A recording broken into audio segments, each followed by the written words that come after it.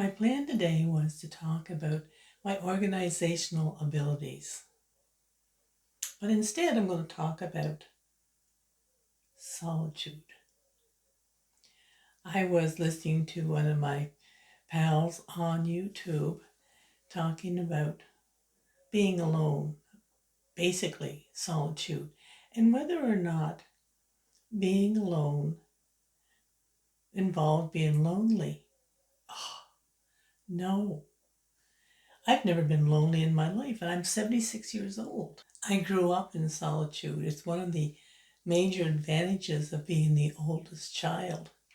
I'm Joanne, and I'm kind of stumbling into this whole YouTube channel business gig, opportunity, experience, whatever you want to call it. The big challenge at first was getting over this whole nonsense of being afraid of the camera. It's not a matter of being afraid of the camera. It's just a matter of being afraid of being in public, observed by people. Whatever it was, my career had been involved in writing, ghostwriting, so I could not even use my real name, and in being kind of a computer geek. I always picked the smallest and most isolated part of the house to set up my computer room, my studio, I called it. It was a long process to figure out what I really wanted to talk about. Okay, what I really liked talking about all along was people, but I don't want to digress, at least not right now. I'm not going to talk about people. I'm going to talk about the beauty of solitude. I grew up in a rural area on Prince Edward Island, and it was a glorious childhood. After I did my household duties, which really weren't all that onerous, I could wander off to the woods or down by the brook and explore the absolute beauty of watching violets grow. One of my favorite places to hide out was inside the lilac bush that was in our front yard. Although I'm pretty sure any passers-by, trust me, there weren't many, could see me. That wasn't the point. I didn't think they could, and that was what really mattered. Somehow the world got really busy and I didn't even realize it. But I started over the years to want to catch up. I'm not quite sure why I thought I had to catch up, but I kept trying to catch up. I had to read every book there was, and I had to read it faster. And I kind of did teach myself to speed read, at least to a rate that pleased me. Recently, I have discovered the joy of audiobooks. It's part of one of the things that I do like about what I learned in life, and that is finding the silver lining in every cloud. A few years ago, 5 or 6 years ago, sometime in the not so distant past, I needed cataract surgery. And while I was waiting, I discovered the absolute joy of audiobooks. These are things you can enjoy in solitude. However, and I'm not quite sure where this happened, and this is one of the things that I'm trying to explore while I'm here talking to you. Hey, maybe you already know what causes things like this. If you love solitude, then why do you crowd up your day with all kinds of stuff that just gets in the way of solitude? Seriously, why create a to-do list that has like 37 items on it? And why do you feel that you have to rush, rush, rush all the time about everything when you don't? You pick a couple of things that must be done if you have a job or work or duties. These things have to be done. I usually place the decade in which I was working on a particular project by where I live, because one of the things I really wanted to do was get to know this wonderful country I live in. I've lived in Nova Scotia, New Brunswick, Quebec, Ontario, Manitoba. I visited the rest of the provinces, but I have never been to the Northwest Territories yet.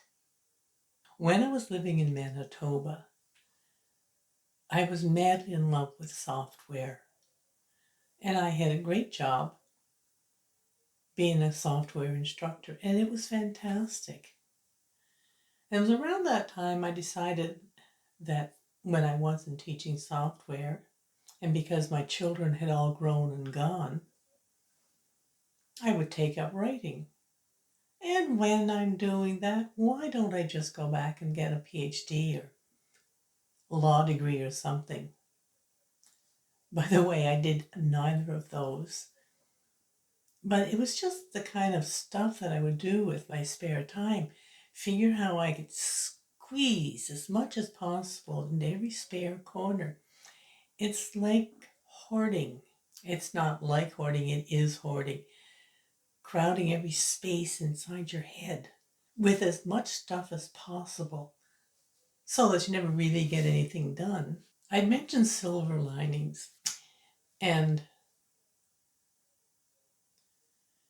4 years ago, I remember it well because it was 4 years ago this week, I had an aortic dissection.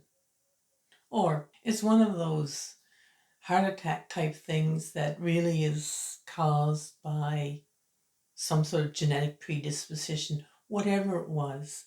Apparently, the survival rate is low, and I survived. I'm very pleased with that, although it did involve being taken by helicopter in the middle of the night to Halifax, where this brilliant surgeon saved my life. The silver lining is that because I was forced to spend about 4 months in bed, I had lots of time to think. And in that thinking, I got looking at all the things I had wanted to do in my entire life. I was already in my 70s by then, and I'm thinking, I've had a good 60 plus years to get some of this done, and I've done none of it. I've had a great time. I have some fantastic friends, but there were some small satisfactions I wanted. I've already mentioned my pictures, and that's part of one of the little, I guess you'd call it a hobby, whatever it is. It's a large part of something I wanted to do since I was 8, and I've never done it. And I wanted to write fiction, but I want to write fiction under my name.